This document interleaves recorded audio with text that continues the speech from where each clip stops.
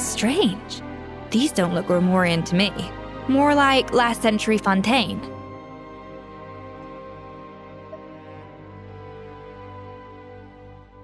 Adventurers from last century Fontaine, huh? Oh, Modeste and Savelli, do you think they camped here? By the looks of it, this was a one-person camp. They adventured together, but maybe one of them came back alone at a later date. Huh, you really think so? Trust our adventurers' instincts. We're pros at this stuff, just like you're a pro in the kitchen. Okay, well, the Traveler has more adventuring experience overall, but Paimon's definitely a pro rummager from all those treasure chests. Darn it! Paimon was just about to show off her rummaging skills! Huh, no kidding. Are all adventurers so obsessed with journaling? I mean, I guess I take a lot of notes when I'm cooking as well, but I thought that was just me. Anyway, let's find out who was here. It's been years since I've last visited these ruins. It's exactly the way I remember it. This place probably hasn't changed in millennia. Sadly, up above, on dry land, everything has changed. The treasure of Remoria. That's what we used to call it. Modeste was right about its potential. It turned Gateau Debord into a national sensation. Our limited stock of the substance meant that the Gateau could only be produced on a small scale, but this only drove up the popularity all the more. Modeste was right about that too. He predicted all of it. He was praised as a genius, while I, as the one person who'd ever disagreed with him, was labeled a talentless fool.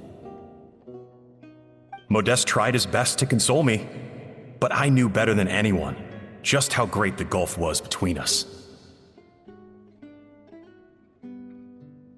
Our conversations grew scarce, and we saw less and less of each other.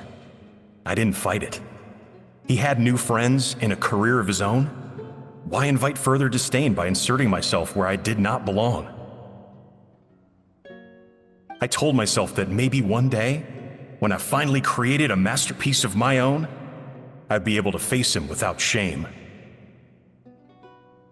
Or maybe one day, when I've put these feelings of self-loathing behind me, I'd be able to ask him with a smile on my face, how about we go on one more adventure, for old time's sake? Unfortunately, that day will never come. So it was Savelli. From the sounds of it, he came back after Modeste had already died. I always thought it was just a legend. But if it's true, then this must be the place where they found their secret ingredient, the birthplace of Gateau Debord. In that case, what does that say about the death of Modeste? If it's all true, maybe Savelli really did have something to do with it.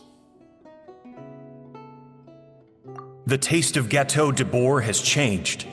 Modeste was convinced of this, even though everyone swore they couldn't tell. Being the perfectionist that he was, he refused to accept even the slightest flaw in his work.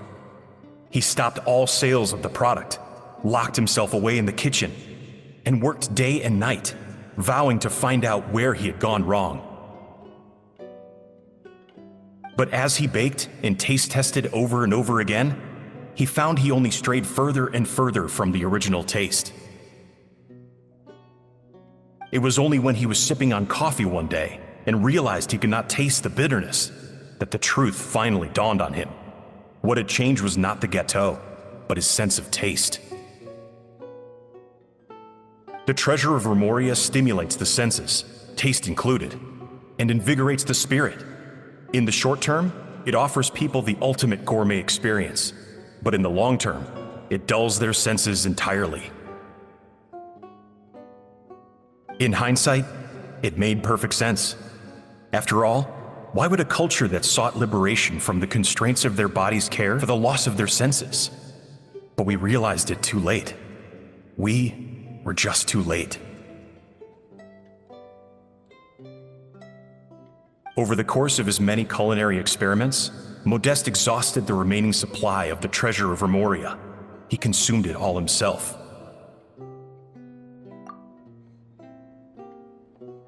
The finest culinary talent of his generation now faced a future in which he would never be able to taste anything ever again. Finally, in despair, he took his own life. And because we had become estranged, I could not be there to stop him, to offer some words of comfort, or even to say goodbye. Yet despite everything, he sent me his final letter. The treasure of Remoria? Guess Monica was really onto something. It really was a kind of drug. So, Modeste chose to end his own life. Then, why all the rumors that Savelli murdered him? Also, neither the Codex nor any other contemporary records make any mention of the treasure of Remoria. It's almost as if someone deliberately erased it from history. Modeste told me everything in his final letter. His was a tale of how even a genius could fail, and how much more devastating it is when it happens. Did he hope I would gain some personal catharsis from knowing the truth? Or maybe he wished for me to warn the public about the dangers of Gateau Debord, proving that I had been right all along. But if the public ever learned how Modeste's greatest triumph became his undoing, his fall from grace would be swift and merciless. 1 minute a genius, the next a joke. It would surely spell the end for his restaurant too.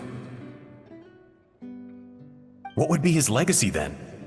How would future generations view everything we built together? I fear the scorn I have faced these last years would pale in comparison to the scorn shown to him by the history books. I cannot let that come to pass. I will do what I must to protect his name. It will mean tampering with his notes to remove the damning details, leaving mere fragments of our story behind. It may lead his family to suspect me of having a hand in his demise. But if that's the price of destroying all evidence of my crimes, then so be it. I would rather the world believe a tale of genius and jealousy than see his reputation in tatters. The final loose end is the evidence here, at the bottom of the sea. Huh? What's wrong?